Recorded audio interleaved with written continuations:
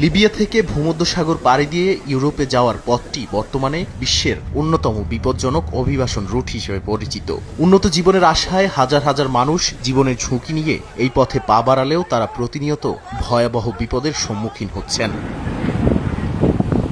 এরই ধারাবাহিকতায় জাতিসংঘের অভিবাসন সংস্থা IOM জানায়, উত্তর পশ্চিম লিবিয়ার আল জাওইয়া শহর থেকে যাত্রা শুরু করা রাবারের নৌকায় ৫৫ জন যাত্রী ছিলেন, যাদের মধ্যে ২ শিশুও ছিল। যাত্রার প্রায় ৬ ঘন্টা পর নৌকাটিতে পানি ঢুকে সেটি ডুবে যায়। শুক্রবার লিবীয় কর্তৃপক্ষ মাত্র ২ নাইজেরীয় নারীকে জীবিত উদ্ধার করতে সক্ষম হয়। IOM জানায়, ২০২৬ সালে এখন পর্যন্ত লিবিয়া থেকে ইউরোপে যাওয়ার পথে প্রায় ৫০০ অভিবাসী মৃত বা নিখোঁজ হয়েছেন। শুধু জানুয়ারিতেই বেশ কয়েকটি নৌকাডুবিতে অন্তত ৩৭৫ জনের মৃত্যু বা নিখোঁজের তথ্য পাওয়া গেছে। প্রকৃত সংখ্যা আরও বেশি হতে পারে বলে আশঙ্কা সংস্থাটির। বেঁচে যাওয়া ২ নারী জানান, একজন তার স্বামীকে হারিয়েছেন, অন্যজন এই দুর্ঘটনায় তার ২ শিশুকে হারিয়েছেন।